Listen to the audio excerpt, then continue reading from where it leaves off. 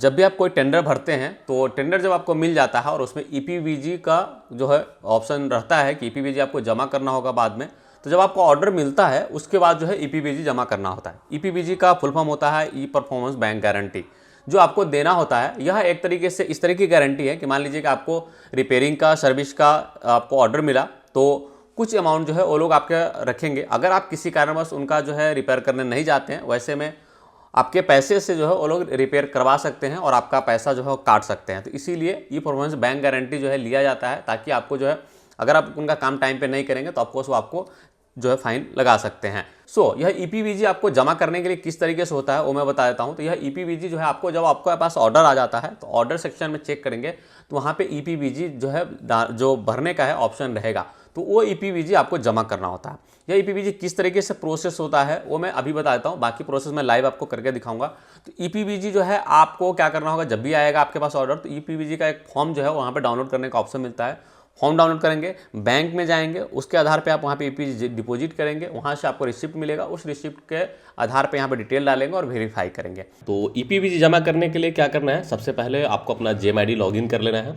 Login करने के बाद जब आप ऑर्डर में जाते हैं तो आपको इस तरीके से आपका ऑर्डर दिखेगा। जो भी ऑर्डर होगा आपको क्या करना होगा, सिंपल सा यहाँ प्रोसीड का ये बटन मिलेगा, इस पर आपको क्लिक करना होगा। जैसे आप इस पर क्लिक करेंगे कुछ इस तरीके से खुलेगा। यहाँ पे आपको वेरीफाई ईपीवीजी का ऑप्शन शुरू में नहीं दिखेगा, तो आपको क्या करना होगा, डाउनलोड ईपीवीजी वाला ऑप्शन पे क्लिक करना है। जिसके बाद ईपीवीजी डाउनलोड हो जाएगा तो इसको ओपन करके देखेंगे तो आपको इस तरीके से एक फॉर्म मिलता है। इस फॉर्म को आपको क्या करना है, प्रिंट लेना है और प्रिंट लेने के बाद आपको बैंक में जाके डिपॉजिट करना होगा। बैंक की ओर से आपको एक रिसिप्ट दिया जाएगा, उस रिसिप्ट के आधार पे अब आपको यहाँ पे डिटेल भरना होगा। उसके लिए क्या करना है, अब वापस से जब आप आएंगे यहाँ पे तो यहाँ पे आपको एक ऑप्शन मिलेगा वेरीफाई ईपीवीजी, आपको इस पर क्लिक करना है। जैसे आप इस पर क्लिक करते हैं कुछ डिटेल आपको यहाँ पे देखने को मिल जाता है, जैसे बैंक गारंटी नंबर क्या है, तो जो बैंक से आपको रिसिप्ट मिलेगा उसमें बैंक गारंटी नंबर लिखा होता है, तो आप यहाँ पे लिख सकते हैं। यहाँ पे मैंने बैंक गारंटी नंबर दे दिया है। यहाँ पे बैंक का नाम देना होता है, जो सा भी बैंक है। यहाँ पे एचडीएफसी बैंक है तो मैं यहाँ पे लिख देता हूँ।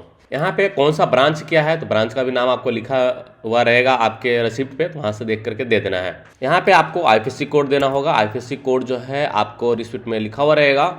मैंने यहाँ पे बैंक गारंटी नंबर दे दिया है, इशू बैंक दे दिया है, जो ब्रांच का नाम था वो मैंने दे दिया है, इशू बैंक का आईएफएससी कोड क्या है वो मैंने दे दिया है, जिस बैंक मैनेजर ने यह ईपीवीजी बनाया है उसका नाम दे दिया है और उसका ईमेल आईडी यहाँ पे मैंने दे दिया है। तो इस तरीके से ये सारे डिटेल आपको जरूरत होता है जब भी आप ईपीवीजी सबमिट करते हैं।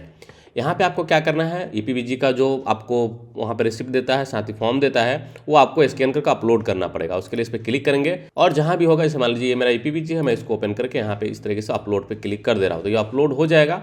उसके बाद मैं यहाँ पे सबमिट पे क्लिक कर दूंगा। जैसे मैं सबमिट करूँगा यहाँ पे देख सकते लिखा हुआ है डाटा एडेड सक्सेसफुली, इसको आपको ओके कर देना है। तो इस तरीके से जो है जो ईपीवीजी होगा उसका सारा डिटेल के साथ आपको यहाँ पे सबमिट करना होगा, और जब सबमिट करने के बाद वेरीफाई हो जाएगा तो आपको कुछ नहीं करना, उनको मिल जाता है। तो इस तरीके से ये सारा प्रोसेस है जिसको आपको फॉलो करना है ईपीवीजी जमा करने के लिए। उम्मीद है आपको सारी चीज़ समझ में आ गया होगा। कोई भी कन्फ्यूजन या कुछ और जानना हो तो नीचे कमेंट करके पूछे, मैं जरूर बताऊँगा। फिलहाल के लिए इस वीडियो में इतना ही। बहुत बहुत धन्यवाद।